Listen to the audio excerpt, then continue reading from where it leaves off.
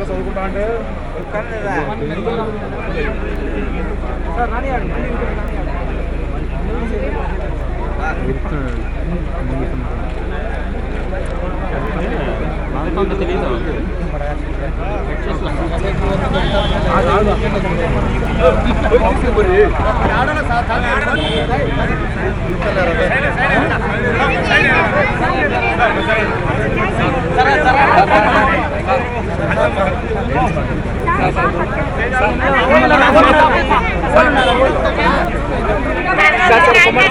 గుడారాల పండుగ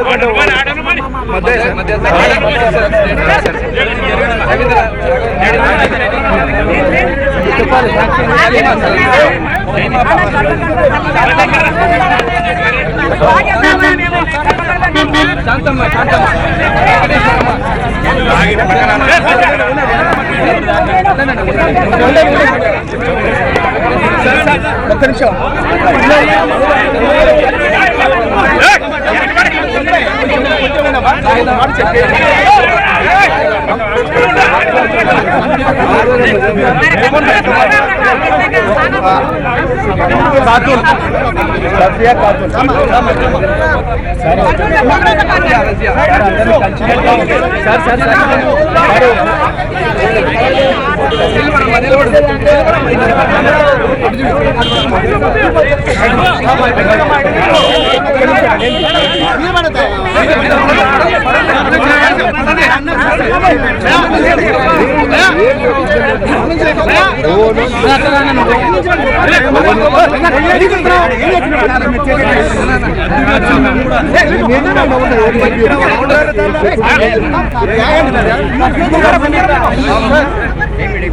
బాబు చేయి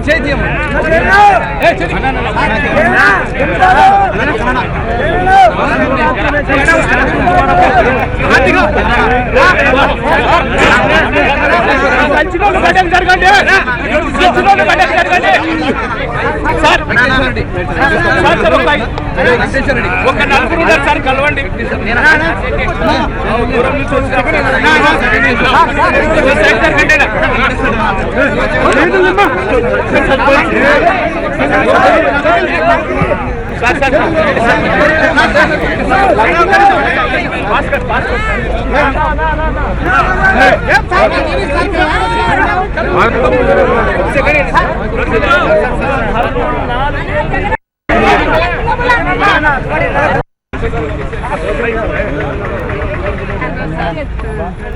ఏమి వల్ల అందరు ఇస్తా ఉన్నారా? చేతికి ఇస్తా ఉన్నారా? డబ్బు చేతికి ఇస్తా ఉన్నారా? మనకు చేతికి ఇచ్చినా పర్వాలేదు, బ్యాంకులో ఇచ్చినా పర్వాలేదు, బ్యాంకులో ఇచ్చినా పర్వాలేదు, బ్యాంకులో డబ్బులు మనం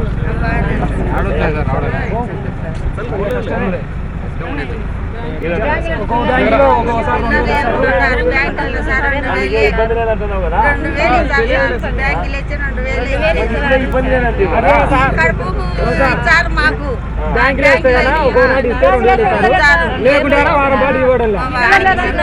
అందరికి డాక్రా లోన్ ఉన్నాయా? కట్టికి వెళ్ళిపోతాయి కదా?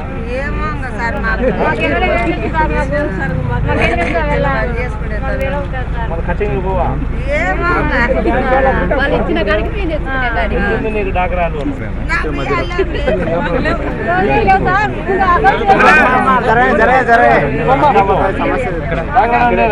చెప్పు, నీకు లేదు చెప్పు. ఇవన్నీ తెలియకనే చంద్రబాబు ఓటేసి మోసపోయినారు. బియ్యాన్ని పోయినప్పటికీ లేకుంటే మళ్ళీ పోవాలా ఎన్నిసార్లు తిరుగుతుండాలా సంతకం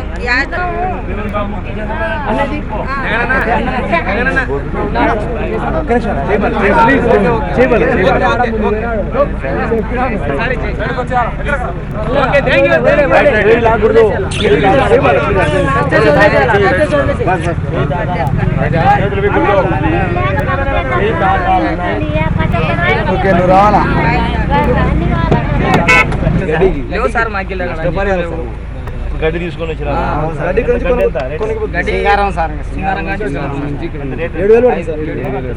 ట్రాక్టర్తో కలిపి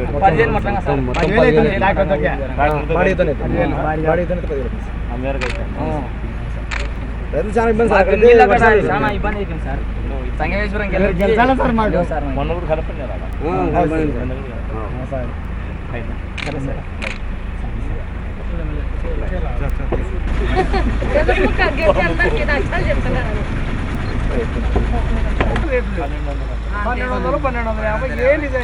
మందమూట కట్టకు రాకుండా అకౌంట్లు అంటే నేను ఆడక అకౌంట్ లేని ఏం చేయాలి నా పరిస్థితి చదువులా నువ్వేలన్నా దాని గురించి భయపడాలి ₹150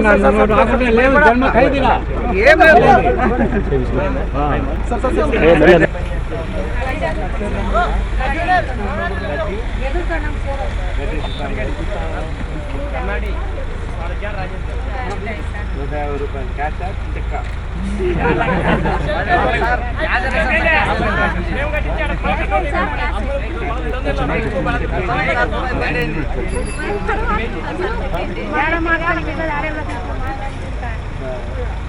చెప్పొద్దంటున్నారు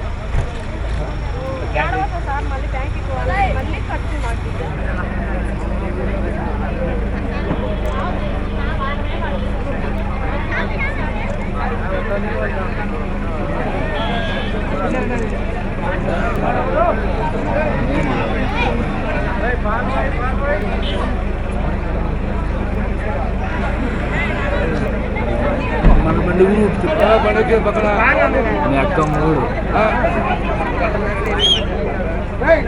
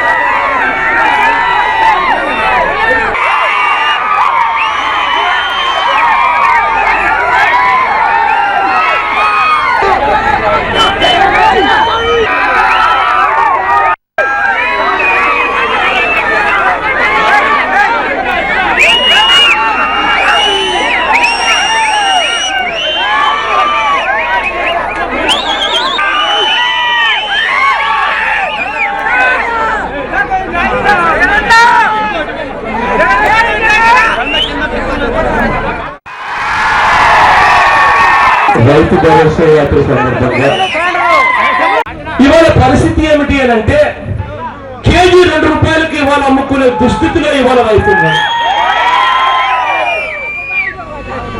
రైతులు ఉల్లి కేజీ 2 రూపాయలకి అమ్ముకోలేక కూళ్ళకు కూడా గిట్టుబాటు కాదు అని చెప్పి ఉల్లిని అట్టే పొలంలోనే వదిలేసి సేద్యం చేయడం మొదలుపెట్టే పరిస్థితిలోకి పోయారు. అయ్యా ఇంత దారుణంగా మేము ఉన్నాము అని చెప్పి ఆ ఉల్లి రైతులు రోడ్డు మీదకి వచ్చి ధర్నా చేస్తే చంద్రబాబు నాయుడు గారు ఏం చేశారో తెలుసా? ఆ ధర్నా చేసి ఈయన గిట్టుబాటు ధర ఇస్తాము, ఆ రోజుల్లో 3,000 కోట్ల రూపాయలతో గిట్టుబాటు ధర కల్పిస్తాము అని చెప్పి మేము చెప్తే వైఎస్ఆర్ కాంగ్రెస్ పార్టీ చెప్తే వైఎస్ఆర్ కాంగ్రెస్ పార్టీ 3,000 చెప్పిందా? నేను 5,000 కోట్ల రూపాయలతో గిట్టుబాటు ఆ రైతులు చివరకు ఉల్లి అమ్ముకోలేక సేద్యాలు చేయలేక సేద్యం ఖర్చులు కూడా రావని చెప్పి పొలంలో పెట్టి సేద్యాలు చేసుకునే దుస్థితిలో రైతులు ఉంటే వారిని ఆదుకోవాల్సిన ఈ వ్యక్తి కేసులు పెట్టిస్తాడు. మామూలుగా మన కర్నూలు సోనా ధాన్యం చాలా ఫేమస్. ఇవాళ కర్నూలు సోనా ధాన్యం ఇవాళ ఏ రేటుకి అమ్ముడు పోతా ఉందని అడుగుతా ఉన్నా. వచ్చేటప్పుడు అడుగుతా ఉంటే 1,250 రూపాయలకు 1,400 రూపాయలకు అడుగుతా ఉన్నారన్నా. 1,200 రూపాయలు 1,250 రూపాయలకు కూడా మేము అమ్మాలనుకున్నా కూడా కొనే నాతులు లేదన్నా అని చెప్పి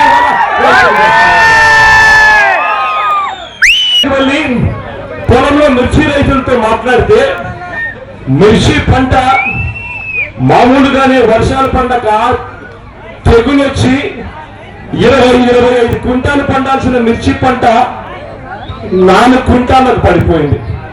ఒకవైపేమో వర్షాలు రాక తెగులు వచ్చి మిర్చి పంట తగ్గిపోయింది. మరో పక్క రేట్ ఎంత అని చూస్తే నేరేడు సంవత్సరం 12,000 పలికింది, మామూలుగా 15,000 పలకాలి క్వింటాలు. ఇవాళ 7,000 కూడా కొనే నాటుడు టమాటోలు అయితే కేజీ 2 రూపాయలకు అమ్ముకోలేక రోడ్ల మీద పడేస్తా ఉన్న పరిస్థితులు. చివరికి ఎంత దారుణంగా ఉంది పరిస్థితి అని అంటే రబీ పంటకు మన వాళ్ళేమో రైతన్నలేమో చంద్రబాబు నాయుడు గారేమో ఈసారి రబీ పంటకు మేము నీళ్ళు ఇవ్వము అని చెప్పి చంద్రబాబు నాయుడు గారు దివంగత నేత నాన్నగారు ముఖ్యమంత్రిగా ఉన్నప్పుడు ప్రతి సంవత్సరం రబీకి నీళ్ళు ఉన్నప్పుడు శ్రీశైలంలో 770 నీళ్లు ఉన్నాయి. కానీ మనకు మాత్రం నీళ్ళు ఇచ్చేందుకేమో నీళ్లు లేవని చెప్పి చెప్తారు. శ్రీశైలంలో నీళ్లున్నాయి, పోతిరెడ్డిపాడు కింద పనులేవి కూడా పూర్తి కాల, ప్రాజెక్టు పూర్తి చేయరు, నీళ్లు ఉన్నా నీళ్లు ఇవ్వరు. ఇది చంద్రబాబు నాయుడు గారి పాలనలో జరుగుతా ఉన్న పరిస్థితి. రైతులు ఎంత దారుణంగా బతుకుతున్నారు అని అంటే ఇవాళ రైతులను బ్యాంకులకు పోయే పరిస్థితి లేదు. రబీ పంటకు బ్యాంకులందరూ కలిసి 24,000 కోట్ల రూపాయలు క్రాప్ లోన్స్ ఇవ్వాలి అని చెప్పి నిర్ణయం తీసుకుంటే 24,000 కోట్ల క్రాప్ లోన్స్ కు 9,800 కోట్లు టర్మ్ లోన్స్ ఇవ్వాలని చెప్పి రబీలో బ్యాంకర్లు టార్గెట్ పెట్టుకుంటే రబీలో మొత్తానికి రాష్ట్రానికి మొత్తానికి కలిపి ఇచ్చింది ఎంత అంటే కేవలం 4,900 కోట్లు మాత్రం ఇచ్చి చేతులు దొరుకుతున్నారు బ్యాంకర్లు. బ్యాంకర్లు అంత తక్కువ ఇచ్చినందుకు చంద్రబాబు నాయుడు గారు బ్యాంకర్లను గట్టిగా నిలదీయాల్సింది పోయి ఈ పెద్ద మనిషి చంద్రబాబు నాయుడు గారు ఏమంటారో తెలుసా? బ్యాంకర్లు చాలా బాగా ఇచ్చారు రైతులకు అంట గురించి మాట్లాడారు. ఏ రోజు కేబినెట్ మీటింగ్ లో పేదవాళ్లకు ఎలా బ్రతుకుతున్నారు అన్న ఆలోచన చేయరు. కేబినెట్ మీటింగ్ జరిగింది అని అంటే వీళ్ళు తీసుకునే నిర్ణయాలు ఏమిటో తెలుసా? రైతుల దగ్గర నుంచి భూములు ఎట్ట లాక్కోవాలి, ఆ లాక్కున్న భూములను కమిషన్లు తీసుకొని వేరే వాళ్ళకి ఎట్టివ్వాలి. జరిగే పరిస్థితి ఇంత దారుణంగా పరిస్థితి ఉంది. చివరకు ఇదే కర్నూలు జిల్లాలో దాదాపుగా 40 మంది రైతులు ఆత్మహత్యలు చేసుకున్నారు అని చెప్పి బ్రతకలేక ఆత్మహత్యలు చేసుకున్నారు అని అధికారికంగా లెక్కలు తేల్చారు. అధికారికంగా లెక్కలు తేల్చిన 40 మందికి కనీసం మానవతా దృక్పథంతో ఉన్న కనీసం 5 లక్షల రూపాయలు ఎక్స్గ్రేషియా ఇచ్చారా అని చెప్పి చూస్తే కేవలం 4 అంటే 4కి మాత్రమే ఇచ్చినారు. నిజంగా చంద్రబాబు నాయుడు గారిని అడుగుతా ఉన్నా, ఇంత దారుణంగా నువ్వు పరిపాలన చేస్తా ఉన్నప్పుడు నువ్వు అసలు ఎందుకు పరిపాలనలో ఉండాలయ్యా చంద్రబాబు నాయుడు గారు అని వెళ్ళిపోతే తప్ప మళ్ళీ మా పెన్షన్ వచ్చే పరిస్థితి లేదు అన్న పరిస్థితిలో పెన్షన్ ఇవాళ